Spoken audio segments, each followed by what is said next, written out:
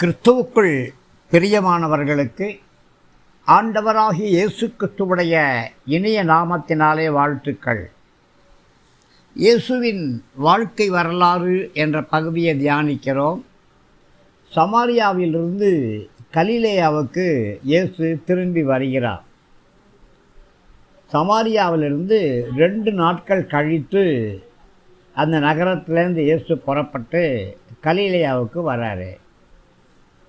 இயேசு ஏற்கனவே ஒரு தீர்க்கதரிசி சொந்த ஊரில் மதிக்கப்பட மாட்டான் அப்படின்னு சொல்லியிருந்தார்.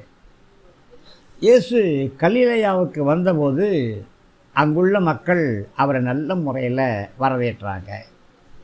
பிரியமான சகோதரா சகோதரி, அன்பு தாயே தகப்பனே, அன்பு தம்பி தங்கச்சி, உங்கள் ஊரில் இயேசு வந்தா, உங்கள் தெருவில் இயேசு வந்தா, உங்கள் வீட்டுக்குள்ளே இயேசு வந்தா, உன் குட்டி இதயத்துக்குள்ளே கையளவு இதயத்துக்குள்ளே இயேசு வந்தா, அவரை எப்படி ரிசீவ் பண்ணுவீங்க, எப்படி ஹானர் பண்ணுவீங்க, எப்படி அவங்கள நீங்கள் வரவேற்பீங்க?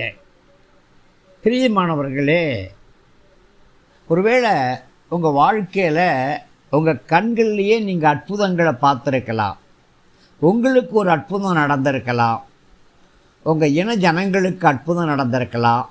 உங்கள் தெருவில் காணப்படக்கூடிய யாருக்காவது அற்புதம் நடந்திருக்கலாம். வியாதி சுகமாக இருக்கலாம்.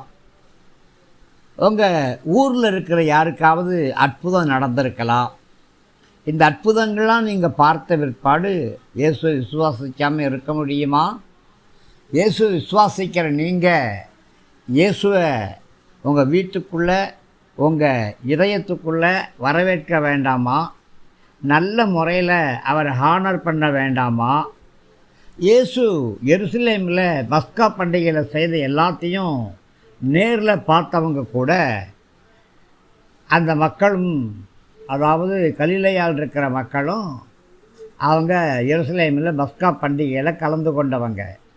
அதனால் இயேசுவை குறித்து நல்லா தெரிஞ்சு கொண்டவங்க.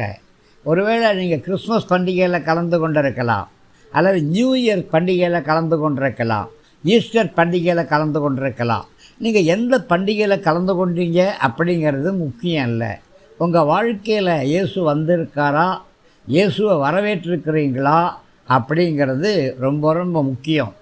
இது வரையிலும் உங்களுடைய வாழ்க்கையில் இயேசு வரலைன்னா இன்றைக்கே நீங்கள் முழங்கால் படியிட்டு உங்களுடைய கைகளை வானத்துக்கு நேராக விரித்து, இயேசுவே என் வாழ்க்கையில் கடந்து வாரும், என் வாழ்க்கையை ஆசீர்வதியும் கூப்பிடுங்க. ஆமென்.